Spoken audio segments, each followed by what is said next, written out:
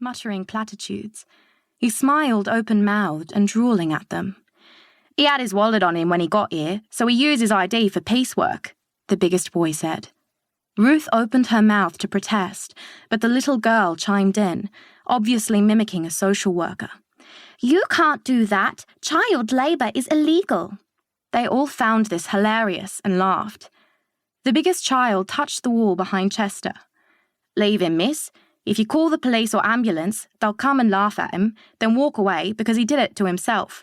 Sometimes the Met cops rough him up as well."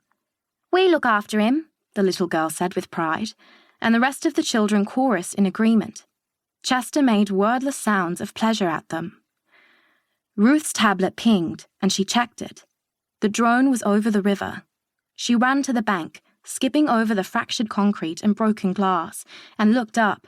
She checked the tablet again, less than 50 meters away.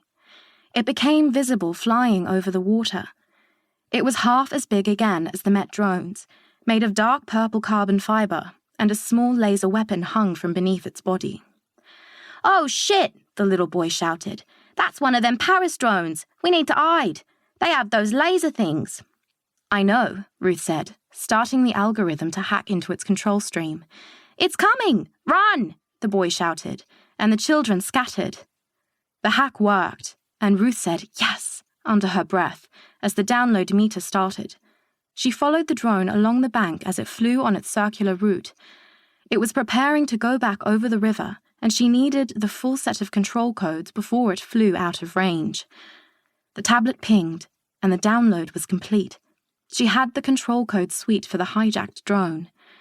Once she'd decrypted the codes, she could bring the drone down, access its memory, and find out why these armed Paris drones kept appearing in London airspace.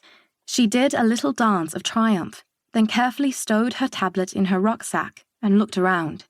She wanted to talk to the children about getting them help, but they were gone. Before heading back to the office, she stopped at Chester, who was still grinning and drooling. "Next time I'm here, I'll bring you something to eat. This isn't right." Chester didn't respond. Ruth promised herself for the millionth time that she'd sweep the layers of dirt from the stairs as she went down to the basement that held up-to-date news. One of the double doors was stuck, and she needed to fix that as well. She entered the office part of the studio, 2 desks facing each other with a divider in a room barely big enough to hold them. A glass wall on the far side gave a view of the production booth, stacked high with aging second-hand video processing equipment, and beyond that was the studio itself, only slightly bigger than the office, with the camera and lights. Cassie and Ruth had spent both their inheritances on the studio, and it badly needed updating. But there was no money to be made as an independent news source that told the brutal truth about the party's activities. Cassie's face popped up over the edge of the divider. She was in her early 30s, like Ruth, taller and leaner with long blonde hair pulled up into a messy bun and a long, narrow face that never stopped moving. They'd met when doing doctoral research at London U, both supported by the same scholarship program.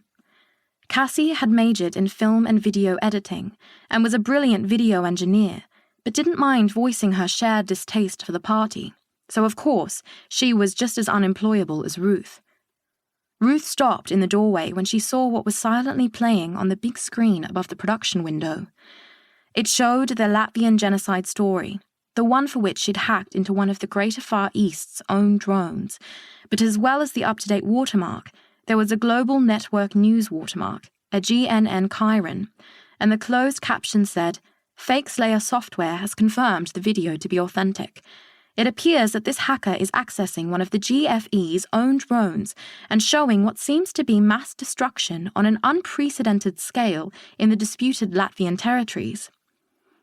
"I have to go. Kitty lover, my business partner's back," Cassie said into her headset.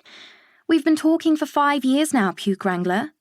The voice that responded from the computer speakers sounded young and Japanese and could be either male or female. "Let's have an anniversary real-life meetup. I think it's about time." Ruth furiously shook her head at Cassie.